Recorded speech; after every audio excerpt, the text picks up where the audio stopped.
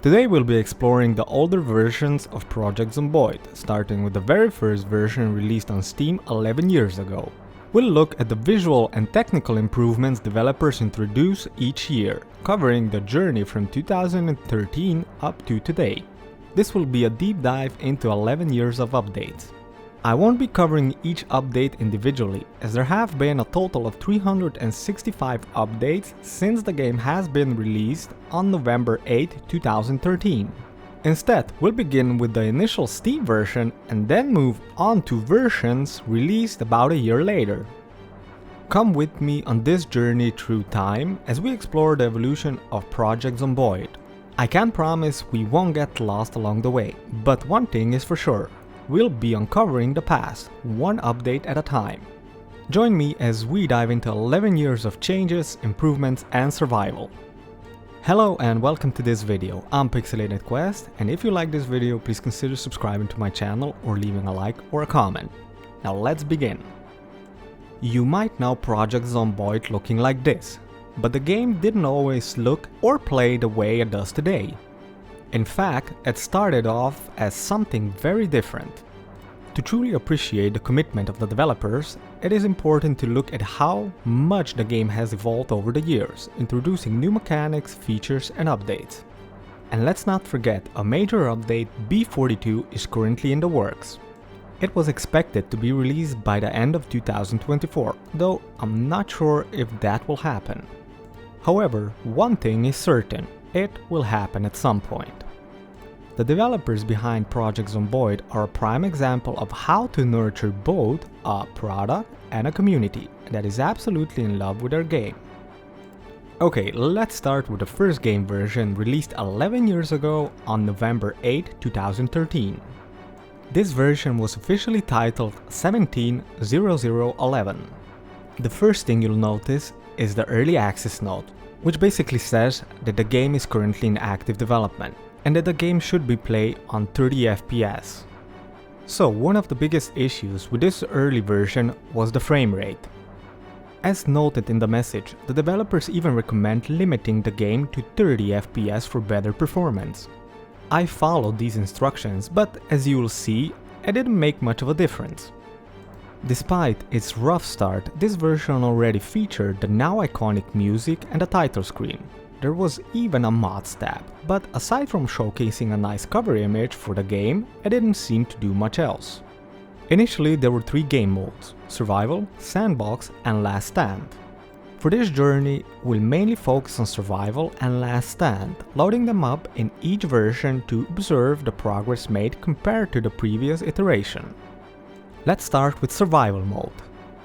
Upon loading, we're greeted by the Spiffle Survival Guide, which interestingly is still present in today's version of the game. The UI, however, looks quite different. For example, there's no map, and a timer is prominently displayed, something you won't see in the current version unless your character is wearing a watch. As for the visuals, the character models look vastly different from what we have today. They feel much more grainy and less refined by comparison. You might not notice right away, but it's currently raining in the game. This is what rain looked like in the release version, quite basic compared to today. Another noticeable aspect is the personal UI indicator. Back then we only had 3: Info, Skills, and Health. The information displayed in these tabs was also much more limited than what we find in today's version. Now, because of the performance issues in this version, the game felt heavy and sluggish. Adding to that was the character running animation. It looked like they were putting in a lot of effort but barely moving. It's the same feeling as those dreams where you're running at full speed but getting nowhere. These performance issues only worsened as we progressed through this build.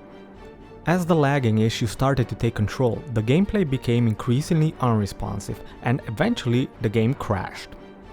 The map in this version was also extremely small compared to what we have today. Additionally, many of the items we now associate with survival gameplay simply didn't exist at the time. Despite this, the core survival mechanics were already present, even if they were in a very early and unpolished state. Looking at the Last Stand game mode, weapons were already available for players to defend themselves. In terms of character animation, the game used a simple sprite system, which made the character movement and rotation feel very static. Combat was quite similar to what we have today, zombies relentlessly hunting you as you were fresh meat. The lighting system wasn't ideal by today's standards, but it worked reasonably well for its time. Ultimately, no matter how hard you tried, Last Stand always ended up the same way, with your inevitable death. And with that, we conclude our first look at the very first Steam version of Project Zomboid. Now we jump to a year later, with the game version released on November 17, 2014. Starting up this version, we already see a different intro screen. The mod section is still empty, though it seems the developers have been working on this feature over the past year. This version also includes a basic multiplayer mode, but it reportedly didn't work well. Jumping straight into survival mode, I noticed that the save I created in the version released a year prior is no longer supported. This means I had to start a new survival character. This incompatibility between older save games and newer versions became a recurring theme in Project Zomboid. 2 new maps, Muldra and West Point, were introduced. The character creation system is somewhat similar to the previous version, but this time it includes trades, which are new to this update. Playing this version feels much different from the initial release. The performance issues that caused lag and crashes in the earlier version have been addressed and fixed. The game already feels quite polished at this point, although many items, storage spaces, climate system and the crafting system are still not present. Animations and running speed have also been improved, making movement and running feel much smoother now. Now let's hop over to the Last Stand game mode. To be honest, this mode feels somewhat similar to the previous version, although I noticed improvements. For example, character rotations are no longer sprite-based. Instead, it appears that a fixed game object is used to rotate around its axis, making the rotation feel much smoother. However, there seems to be some kind of image artifact stuck to the character, which rotates along with it. You can see it here. Shooting mechanics feel very direct with hardly any misses, and it's quite satisfying. But as always, no matter how hard you try in Last Stand, you eventually meet your demise, and here is mine. Moving on to the version released a year later, specifically on September 16, 2015. The intro screen is slightly different from the previous version, with a redesigned logo. The main menu now features a workshop and a tutorial option. I decided to try the tutorial first. The UI has been redone over the past year. Skills have now more depth, crafting has been added, and several other features have been introduced. What stands out in this tutorial is that the Last Stand game mode is no longer available in the main menu. Instead, the tutorial utilizes the Last Stand game mode with added explanations to guide new players. However, surviving beyond the explanation is impossible in this tutorial/Last Stand hybrid mode. You can see for yourself. Back in the main menu, I choose the solo game mode. Here, we now have 4 different options: First Bite, Custom Sandbox, Survival and Challenge, each with its own characteristics. We can also see that the trades and occupation system have been expanded, featuring new occupations and additional trades. At this point, the game already feels and plays much closer to the version you can play today. Crafting has been added, house alarm systems can now be triggered, new storage spaces are available, and a host of other features have been introduced, including an improved lighting system. But most importantly, you can now climb through windows. And with that, we summed up this version of the game. Moving on to the game version released a year later, on December 16, 2016. One notable addition to the main menu is a loading system for individual save games. Previously, you could only continue a single ongoing game, which made the experience much more challenging. Now players can manage multiple save files, adding convenience to gameplay. Another significant update is the ability to host or join multiplayer games. Additionally, mods are now fully integrated into the game, providing more customization options for players. The solo game mode has also been reworked. It now includes a scenario option with different starting conditions: initial infection, the first week, 6 months later, and survival. More challenges were also introduced in this version, including You Have One Day, opening hours, Winter is Coming, House in the Woods Last Stand, House in the Woods Last Stand Accumulator, a really seedy DA, which stands for Cataclysm Dark Days Ahead. The Last Stand game mode was reintroduced in this version. As we saw in the previous version, it was only available as part of the tutorial and not as a selectable game mode. For this version, I'll start by exploring Last Stand again. The ambience music has been redone in this version, along with the improved sound effects. The shooting and aiming system also caught me off guard. It feels quite different now. The gameplay feels much quicker and smoother compared to the previous version. However, despite these improvements, Last Stand remains unsurvivable. Next, I tried the survival mode on hardcore difficulty. This version introduces a new map called Rosewood. The character customization, along with the occupation and trade system, remains the same as in the previous version. However, items now provide additional buffs and debuffs, along with expanded descriptions. By the way, has anyone seen the cold pack item in the current version of the game? I don't recall encountering it anymore. Let me know in the comments if it's still around. In this version, the UI no longer displays a clock. Now, the only way to tell the time is by finding a watch and wearing it, just like in the 2024 version of the game. I was curious about how far the map extended, since this is the first version that introduced the map as we know today, but with much less content. So I decided to make my way to my base that I usually inhabit. For reference, my go-to base is located here. If you watched my previous video on Project Zomboid from a few months ago, you'll know that I often use this house as my primary base. Since this version does not include cars yet, I had to travel to the location by foot.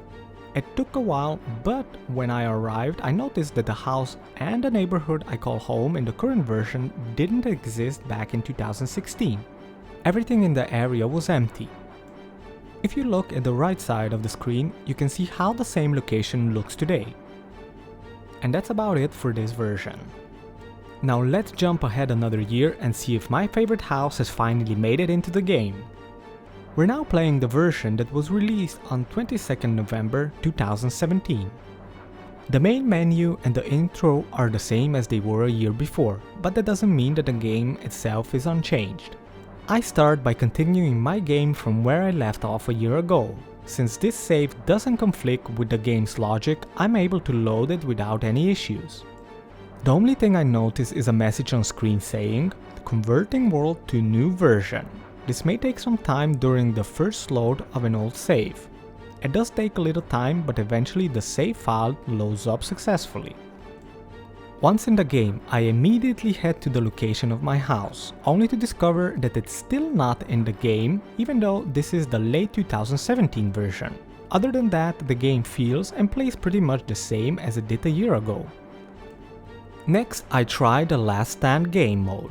Back in the main menu, I see that the game modes haven't changed. Everything here feels the same as a year ago. Here's a comparison with the game version from the previous year. And as usual, the Last Stand game mode kills you no matter what approach you take. Starting up the version from 22nd November 2018, exactly 1 year from the previous version, the intro is the same, but this time we're greeted with a very detailed changelog outlining the updates in this version. The main menu layout is slightly different, and it's something you're likely familiar with if you played Project Zomboid before, as this is the layout used in the current version as well.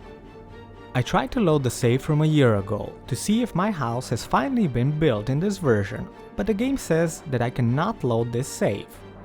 That means I'll need to revisit the location of my house, but I'll do that in a bit. First, let's check out the new game options and play the Last Stand game mode. Here we can see that the scenarios have been reworked. There are now only 2, and 2 new challenges have been added to the game: A Storm is Coming and Descending Fog. I hop into the Last Stand game mode and I'm greeted with this pop-up. So the game now has a seasons and weather system, something that was not in the game a year ago. Additionally, the skill system has also been reworked in this version. Other than that, the gameplay is quite similar to the previous version, with improvements in the lighting and shadow systems. But as usual, the Last Stand game mode claims another victim. Next, I tried a survival game mode. Immediately, I can see the effects of the weather and season system that was introduced. The vegetation is clearly in remission due to it being winter. Another important addition is the cars now available in this version. Additionally, micromanagement has been expanded and features like radios now include device options. But in the midst of writing this script and playing the game, I forgot to check if my house has been built yet. Well, I guess we'll find that out in the next game version. Now we're playing the version released on December 10th, 2019. Upon entering the main menu, we are greeted with a different type of pop-up this time, notifying us that we're playing a public beta version of the game. It also mentions that some features might be disabled due to ongoing improvements and optimizations.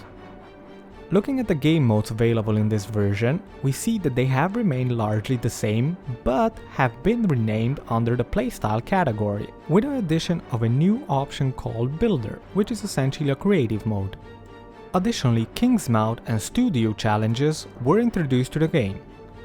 I start by trying the Last Stand game mode again. As in the previous version, we are greeted with a pop-up outlining recent improvements. This time, new systems like crouching, sprinting, auto-climbing, and similar features have been added. Another noticeable difference is the character itself. Now we start almost naked when entering this game mode. Here we also see the introduction of protection and temperature stats for the character. Aside from the graphical improvements and new stat systems, the gameplay remains the same as before. As in previous versions, we inevitably die in this game mode. Back in the main menu, in survival mode, we can see that the map Riverside has been added to the game. This means that my house should now be in the game, unlike in previous versions. So I set out to confirm that it is there. After finding keys to a police car, I make my way to the location.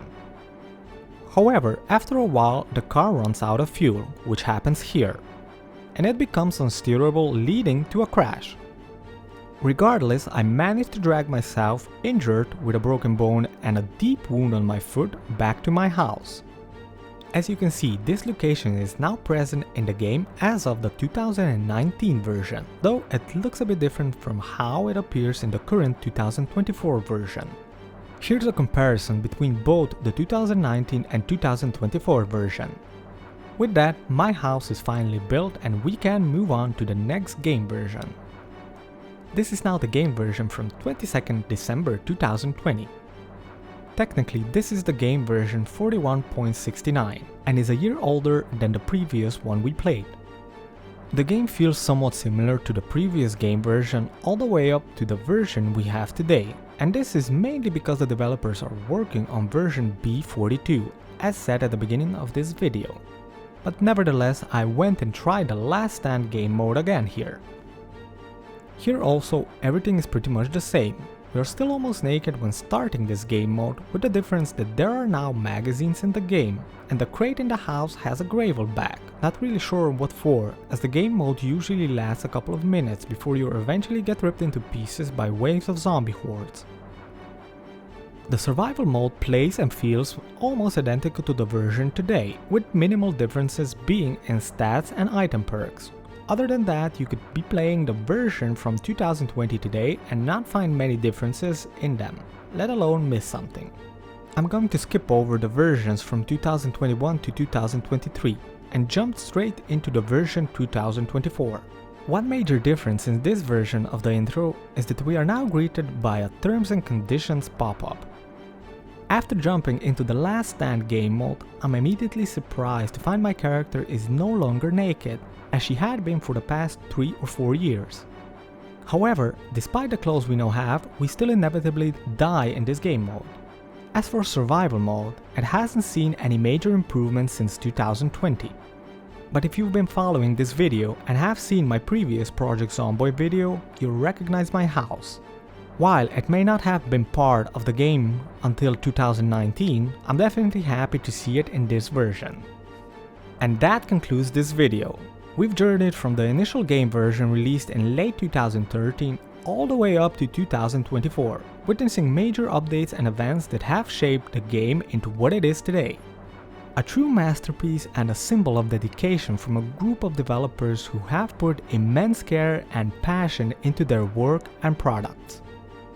If you'd like to watch my other Project Zomboid video, which I highly recommend, you can click on it now and give it a watch as well. Congratulations to the winners of this giveaway, listed here. Send me an email to claim your Steam key. If you also want to participate in the next giveaway, which will be in the next video I release, simply subscribe to my channel. I will be picking 5 random subscribers with each video releasing. Thank you for watching this video, and if you enjoyed, please consider subscribing to my channel and leaving a like or a comment. This would help me make more such videos and grow my channel. Have a wonderful day.